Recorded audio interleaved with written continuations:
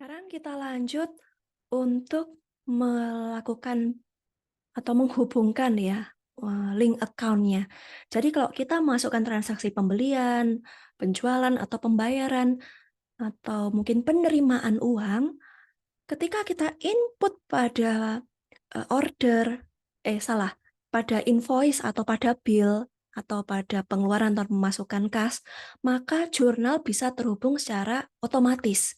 Dan itu bisa terjadi kalau kita sudah melakukan pengaturan link account.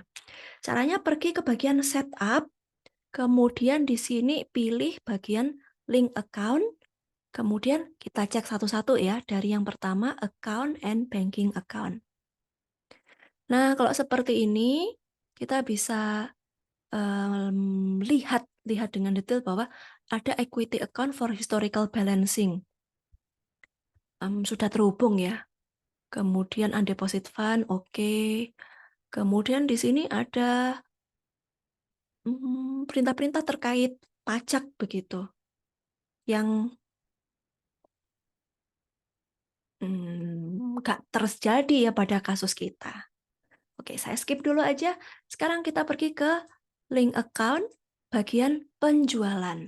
Kita cek akun untuk piutang, masuknya piutang dagang. Oke.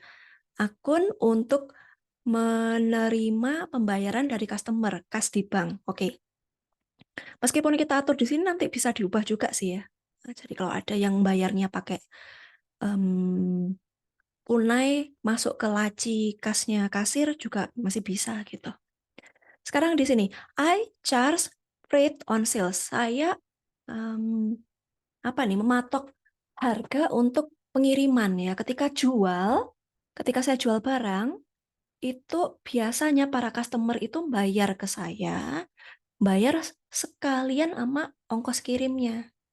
Nah, karena ongkos kirim ditanggung oleh pembeli kalau kata soal yang udah kita baca ya. Sekarang kita pilih, kita aktifkan. Akun pendapatan untuk ongkos kirim. Ongkos kirim penjualan itu tadi ya. Pendapatan kita kan artinya ya. Income account. Cari, clue-nya mungkin cari di bagian kepala 4 dulu, income. Nah, ini jasa pengiriman mungkin lebih cocok. Poin kedua, I track deposit collected from customer. Mungkin kadang-kadang ada customer yang bilang atau pesen, nanti tanggal sekian aku mau beli barang ya. Ini aku kasih DP dulu. Nah, biasanya kita udah tahu apa barang yang mau dibeli, sama kita mencatat penerima uang, nerima uang gitu ya. Sekarang masuknya adalah kewajiban. Nah, jadi kalau kita terima DP dari customer itu namanya hutang kita nih. Karena kita belum ngasih jasa atau produk, tapi kita sudah terima uang. So, harusnya akun-akun di bagian hutang. Masuk di sini uang muka penjualan. Saya memberi diskon untuk orang-orang yang rajin bayar awal. Nah, ini mungkin expand atau mungkin cost of sales. Kepala 5 atau kepala 6. Kita cari dulu 5. Diskon penjualan.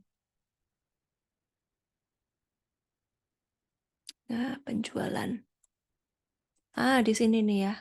Di sini. Diskon penjualan kok di bagian income ya? Ya bisa juga sih, tinggal kita atur-atur, kita geser-geser em, lokasi lokasinya debit atau kreditnya gitu sih. Nah, misalnya saya pilih ini nih ya, diskon penjualan, dia akan muncul semacam peringatan gini ya. Biasanya biaya. Nah, biaya seperti itu yang lokasinya di debit. Kita kok milihnya diskon penjualan yang income biasanya kredit. Tapi nggak masalah, karena kalau di soal itu tadi, diskon penjualan, oke, kelihatannya di 4 sini, tapi lokasinya tetap di debit gitu ya. Ya, sebenarnya teman-teman ubah sendiri ke nomor akun yang lain juga bisa sih. Cuma saya prefer ikutin kasus gini aja deh. Nah. Terus, I assess charge for late payment. Nah, kalau para customer kita bayar utangnya telat kan kena denda. Denda itu merupakan pendapatan kita. Nah, penghasilan denda seperti ini ya. Kita klik. Oke. Sekarang ada terms ini coba kita buka ya. Termin biasanya nih. Kemudian ada kredit limit, ini bisa dimasukkan juga ya. Kredit limit itu artinya kita memperbolehkan customer kita berhutang itu pada batas tertentu. Jadi boleh utang mungkin sampai 50 juta mungkin.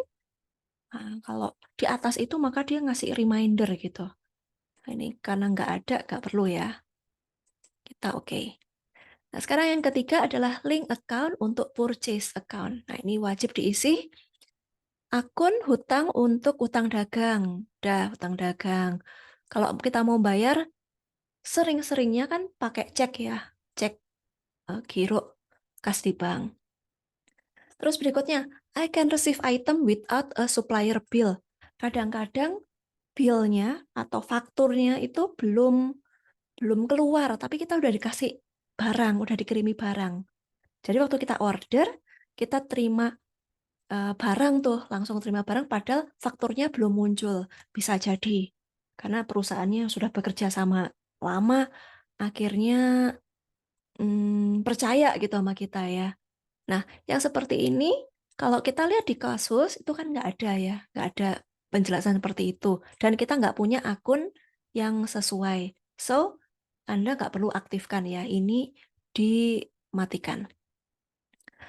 Lanjut, I pay freight on purchases. Ya, saya bayar ongkos kirim waktu saya beli, betul kan? Biasanya katanya biaya atau cost of sales. Kita cek dulu ya. Hmm, ongkos kirim. Ongkos kirim pembelian.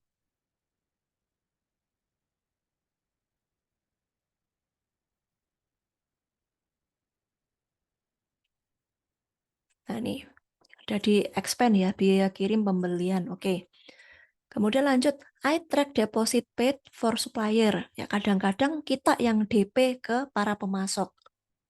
Nah, kalau itu masuknya ke harta karena kita udah bayar, oke, uangnya di orang lain, tapi itu masih hak kita gitu. Uang muka pembelian. Lanjut, saya bisa terima diskon kalau saya bayarnya sesuai dengan termin. Nah, ini diskon. Diskon pembelian. Diskon taken. Kadang-kadang istilahnya itu ya. Diskon pembelian. Nah, ini muncul angkanya ya, diskon pembelian. Terus saya bayar denda kalau misalnya saya telat bayar. Lihat di sini, expand account for late charge. Ya, expand biaya. Biaya ketika telat bayar, biaya denda. Coba kita cek. Di denda. Ini nggak boleh ya. Ini kan penghasilan, nggak boleh. Maksudnya ke biaya ke kepala 6, sekitar kepala 6 atau 8.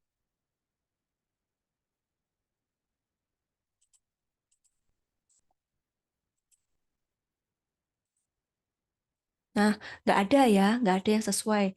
Menurut saya kita bisa tambahkan akun. Jadi kita bisa bikin satu akun baru di sini yang seperti itu mungkin masuk ke biaya operasional tuh. Biaya operasional mungkin di nomor akun ini nih. Saya mau kasih saya lihat dari sini. Ketika di operasional, nah nih, 26 ya, 6.2.800. Oke, saya kasih nomor di situ, 6 ya, 2.800. Di sini beban, benda, lambat, bayar. Atau mungkin akun lain yang sesuai ya. Kemudian nanti di sini, nah di sini kita pilih yang barusan dibuat tadi. Nah, gitu juga bisa ya. Kemudian terminnya, oke, cukup. Kemudian kita tekan oke. Dan itu tadi ya, kita sudah melakukan pengaturan untuk link account.